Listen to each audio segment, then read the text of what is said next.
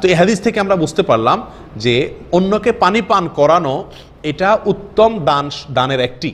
নবী সাল্লাল্লাহু আলাইহি ওয়াসাল্লামের কাছে এক লোক এসে বলছে, ইয়া রাসূলুল্লাহ, আমার মা মারা গেছেন, আমি তার কাছ পক্ষ থেকে দান করলে তার করতে পারি কিনা? নবী সাল্লাল্লাহু আলাইহি ওয়াসাল্লাম বলেছেন, নাম করতে পারো, তার পক্ষ থেকে তুমি দান করতে চাইলে করতে পারো।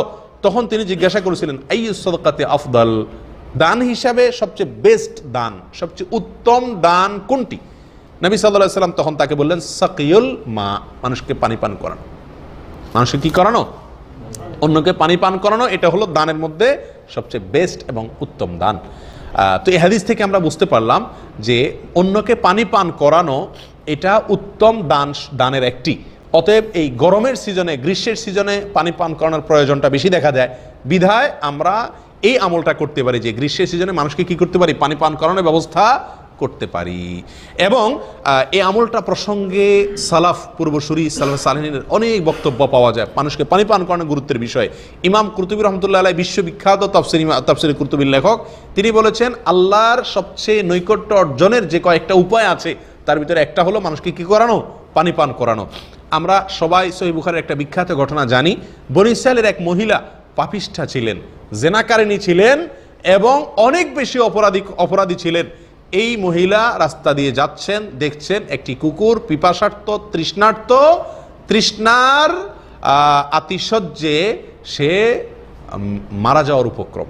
ওই মুহূর্তে সে ভদ্র মহিলা দেখলেন যে পাশে কূপের কাছে ধুকে ধুকে কুকুরটা মারা যাচ্ছে তৃষ্ণায়। তিনি তখন তার ওড়নাকে ছেড়ে দিয়ে কূপে ভিজায়া উঠায়া ওইটাকে চিবায়া কুকুরকে পানি পান করালেন এবং কুকুর বেঁচে গেল।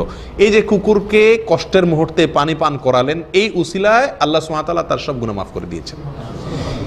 এই হাদিস থেকে, বুখারীর হাদিস থেকে অনেক সালাফ বলেন, কেউ যদি নিজের অপরাধ অনেক বেশি হয়ে গেছে, মনে হয় যে আমি আল্লাহর কাছে অনেক বেশি গুনাহ করে ফেলেছি, বিশেষ করে জেনার গুনাহ, অন্য গুনাহ আমি অনেক বেশি হয়ে গেছে, এটা যদি কারোর মনে হয়, সে যেন মানুষকে পানি পান করায়। কারণ আল্লাহ তাআলা এই মহিলাকে, এই ব্যভিচারিণী জেনাকারিণী মহিলাকে আল্লাহ তাআলা কি করছেন? ক্ষমা করেছেন। কিসের মাধ্যমে? এই পানি পান করানোর মাধ্যমে। এই আমলটা আমাদের সমাজে নাই বললেই চলে। আলহামদুলিল্লাহ, আমরা যারা সৌদি আরবে আছি, মধ্যপ্রাচ্যে আছি, আমরা জানি মধ্যপ্রাচ্যের মানুষ কীরকম একজন আরেকজনকে পানি পান করার জন্য অস্থির হয়ে যায়।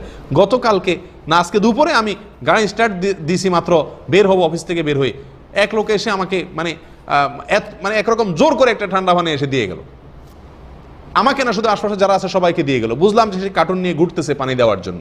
প্রিয় ভাইয়েরা, হয়তো আমরা অনেকে বলবো যে অ্যারাবিয়ানদের পয়সার অভাব নাই, এই জন্য এরা এত দিচ্ছে, আমার দেশের মানুষের পয়সার অভাব।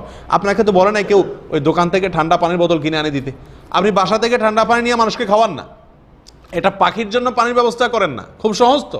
আমাকে যার সামর্থ্য অনুযায়ী তো আল্লাহ তাআলা জিজ্ঞাসা করবেন। আমাকে তো বলা হচ্ছে না যে মিনারেল ওয়াটার কিনে মানুষকে খাওয়াইতে হবে।